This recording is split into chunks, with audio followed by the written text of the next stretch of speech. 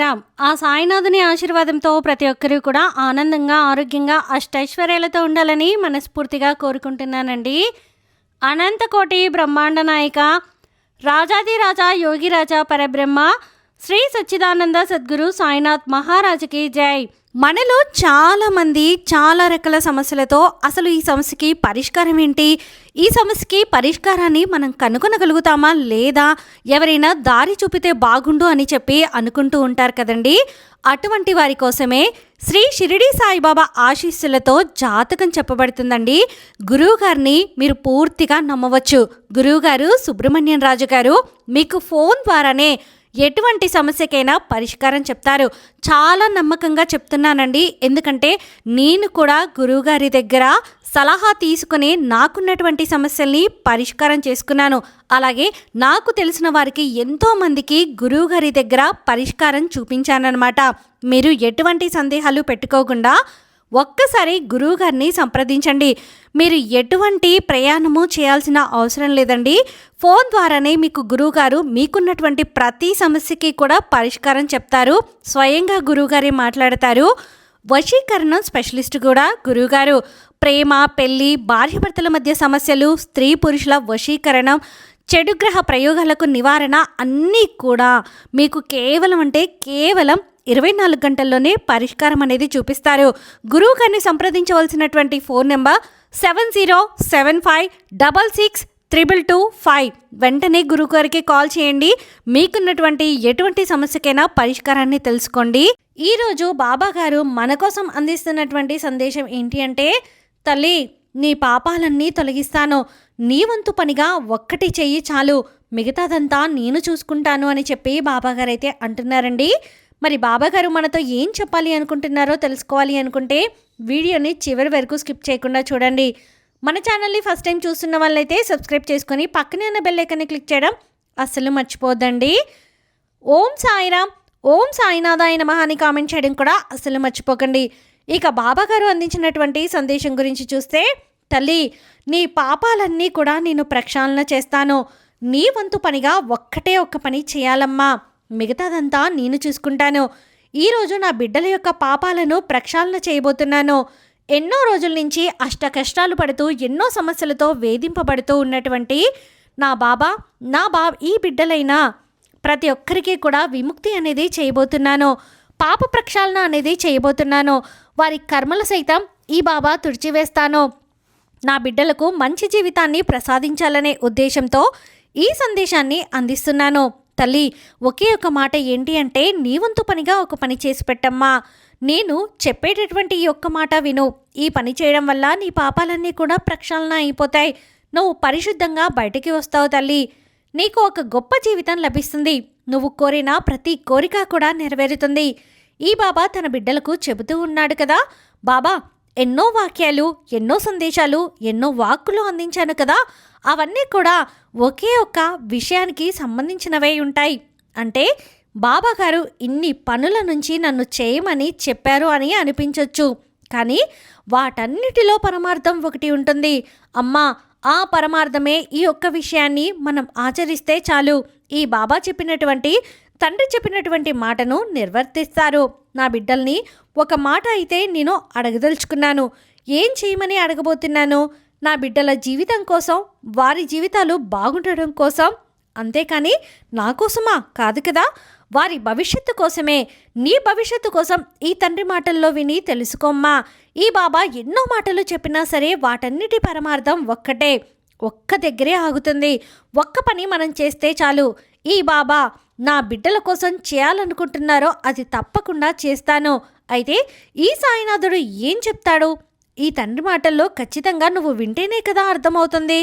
అప్పుడు మనసు పెట్టి ఆలకించు తల్లి. నేను చెప్పేటటువంటి నీ పాపాలన్నీ కూడా ప్రక్షాళన చేయబోతున్నాను తల్లి. ఒక్క పాపం కూడా లేకుండా తుడిచివేస్తాను. నీ కర్మలను సైతం మోయడానికి నేను సిద్ధంగా ఉన్నాను. అయితే నువ్వు ఈ అలవాట్లు చేసుకోవాల్సి ఉంటుందమ్మా. కొన్ని మాటలు చెప్తాను, వాటిని ఖచ్చితంగా పాటించు. తల్లి శ్రద్ధగా విను. ఏంటి బాబా అని అడుగుతున్నావు కదా, అయితే శ్రద్ధగా వినమ్మా. చూడు తల్లి, గోరంత పనిచేసి కొండంత ఫలితం ఆశిస్తేనే అది ఎలాంటి లేనిపోని దుఃఖాలకి చుట్టుముడతాయి. అలా ఎప్పుడు కూడా చేయవద్దు. నీ పనికి తగ్గ ఫలితం మాత్రం ఆలోచించు, ఆశించు. ఆశ ఉండొచ్చు కానీ అత్యాశ ఉండకూడదమ్మా. పేరాశ తగదు. నీ శ్రమ శక్తి మూలం అవుతుంది. కానీ అత్యాశకు పోతే ఏమీ మిగలదు తల్లి. నీకు మించిన శక్తి ఈ విశ్వంలో మరొకటి లేదని గుర్తుంచుకో. నీ శక్తిని నువ్వు గుర్తించు. దేనికి కూడా అనవసరంగా కలత చెందకమ్మా. అలా కలత చెంది బాధపడవద్దు. ఆనందాన్ని గ్రహించడానికి నొప్పి అవసరమవుతుంది తల్లి. అదేవిధంగా నొప్పిని బాధపడుతున్నప్పుడు కలత చెందకూడదు. దాన్ని తట్టుకోవాలి. తట్టుకునే శక్తి రావాలి. దాని అర్థం త్వరలోనే నీకు సంతోషం రాబోతుంది అని అర్థం చేసుకోమ్మా. నీ కోరికలు తీరుస్తానని నేను వాగ్దానం చేస్తున్నాను కదా, ఆ వాగ్దానాన్ని నేను ఖచ్చితంగా నిలబెట్టుకుంటాను. ఎందుకంటే కోరికలు తీరకపోతే మనిషి అసంతృప్తిగా ఉండిపోతారు. ఆధ్యాత్మికమైన దృష్టి చాలించరు. పైపెట్టు ఎక్కడానికి ప్రయత్నిస్తారు. ఏది మంచిది ఏది చెడు అని తెలుసుకునే విచక్షణ అనేది కోల్పోతాడు. ఆ జ్ఞానాన్ని కోల్పోతాడు. అప్పుడే నువ్వు ఆ జ్ఞానాన్ని పొందినప్పుడే నీకు జ్ఞానం కలుగుతుంది. అందుకే నా బిడ్డల యొక్క ప్రతి కోరిక నేను నెరవేరుస్తాను. ఆధ్యాత్మికం వైపు ఉంటేనే కదా ఆ కోరికలన్నీ నెరవేరాలని ఈ బాబా కనిపించేది. తల్లి, ఏ పనైనా సరే చేసే ముందు నిన్ను నువ్వు ఒక్కసారి ప్రశ్నించుకో. నిన్ను నువ్వే ప్రశ్నించుకుంటే అర్థం కూడా నీకే తెలుస్తుంది. సమాధానం కూడా నీకే తెలుస్తుంది. ఎందుకు చేయాలి, ఎప్పుడు చేయాలి, ఎలా చేయాలి అని. అలా కాకుండా చేసుకుంటూ వెళ్తే ఏమీ రాదు తల్లి. ఇప్పటికైనా నీ పని నువ్వు నిమగ్నమై చేస్తూ ఉండు తల్లి. నువ్వు చేసేది మంచిదా చెడుదా అనేటటువంటి సమాధానం నీకు తప్పకుండా తెలుస్తుంది. నువ్వు ఆలోచించినప్పుడు కదా అలా తెలుస్తుంది. ఈ తండ్రి నీకు దగ్గరుండి మంచి పనిలో సాయం చేస్తాడమ్మా.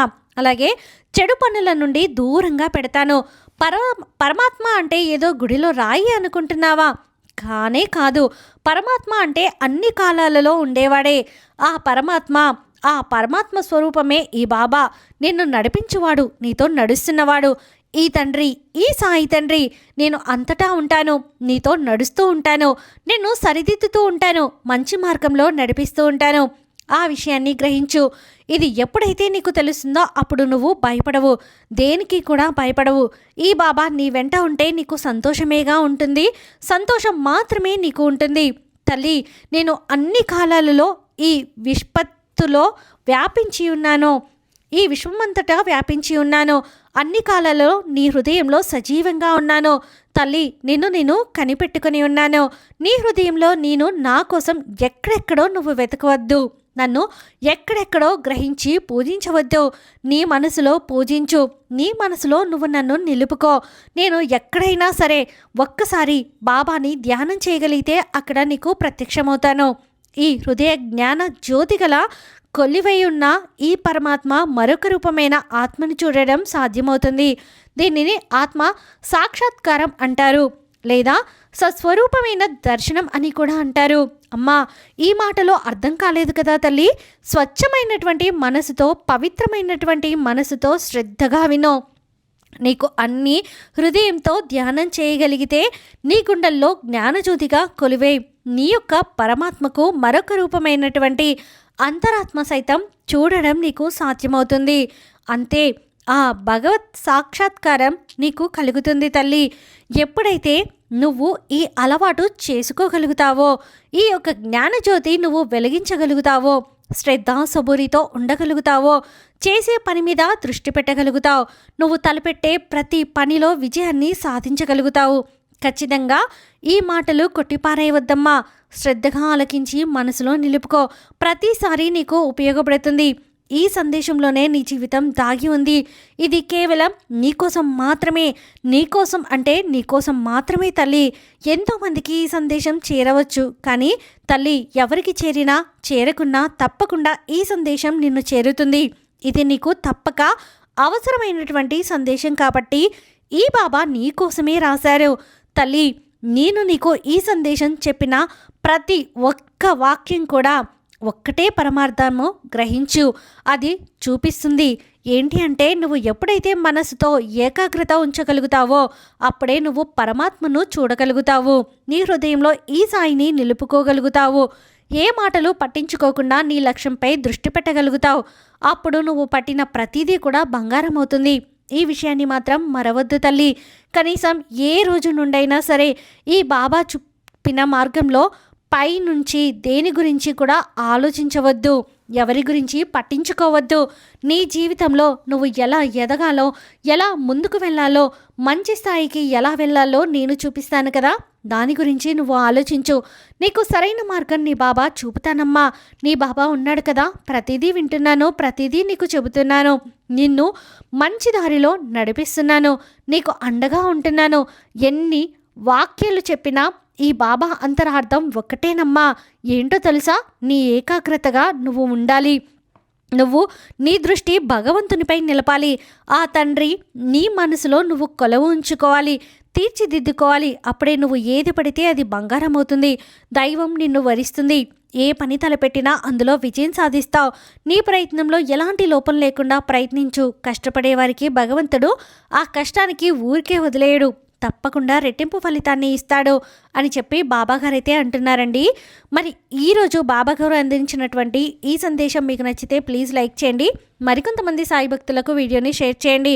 ఫస్ట్ టైం ఛానల్ని చూస్తున్న వాళ్ళు సబ్స్క్రైబ్ చేసుకుని పక్కనే ఉన్న బెల్ ఐకాన్ని క్లిక్ చేయడం అస్సలు మర్చిపోవద్దండి.